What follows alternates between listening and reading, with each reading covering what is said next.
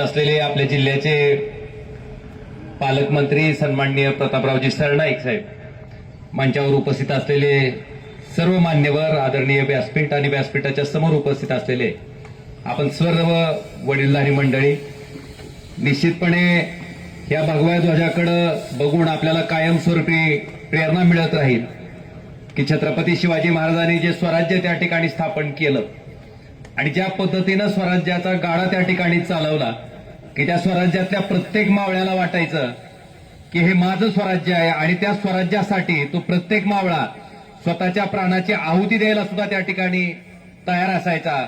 इतकं एकसंघपणे जे स्वराज्य छत्रपती शिवाजी महाराजांच्या आशीर्वादानं त्या ठिकाणी मिळू शकलं, आज मला वाटतं त्यांना स्मरण करून प्रत्येक राजकीय माणसानं त्या ठिकाणी त्याची वाटचाल करताना, आपण लोकप्रतिनिधी म्हणून काम करत असताना सर्वसामान्य जनतेसाठी आपण इथं बसलोय, त्यांच्यासाठी काम करणं हे आपलं प्राथमिक कर्तव्य आहे.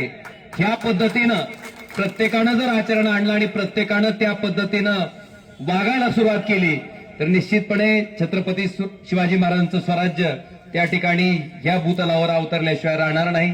पण त्याच्यासाठी तितक्याच प्रामाणिक मानसिकतेची आणि त्या पद्धतीनं लोकांसाठी झटण्याची मानसिकता प्रत्येक लोकप्रतिनिधींनी त्या ठिकाणी तयार ठेवावी. आज अतिशय डौलानं हा ध्वज त्या ठिकाणी फडकतोय आणि प्रत्येकाला तो प्रेरणा देत राहील आणि त्या प्रेरणेतनं आपण सगळेजण ह्या जिल्ह्याचा मागासलेपणाचा जो शिक्का आहे तो पुसून टाकण्यासाठी एकत्रितपणे, सामूहिकपणे त्या ठिकाणी काम करत राहू, एवढीच आई तुळजाभवानीच्या चरणी प्रार्थना करतो. आपल्या सगळ्यांना आजच्या स्वातंत्र्य दिनाच्या निमित्तानं हार्दिक हार्दिक अशा शुभेच्छा देतो. आणि खुर्चीवर का बसणं गेलेत?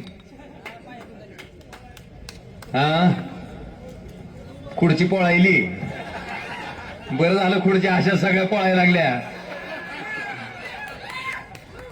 चला, तुम्हाला सगळ्याला शुभेच्छा आणि अतिशय देखणा ध्वज, मला वाटतंय धाराशिव शहराच्या सौंदर्यात भर टाकणारा आपण या ठिकाणी उभा केलात आणि या ठिकाणी अतिशय चांगल्या पद्धतीनं त्याचं लोकार्पण सुद्धा केलं. त्याच्याबद्दल ह्याच्यासाठी मेहनत घेणाऱ्या सगळ्या मान्यवरांचे मी मनापासून हार्दिक हार्दिक असा आभार व्यक्त करतो आणि आपल्या सगळ्यांची रजा घेतो.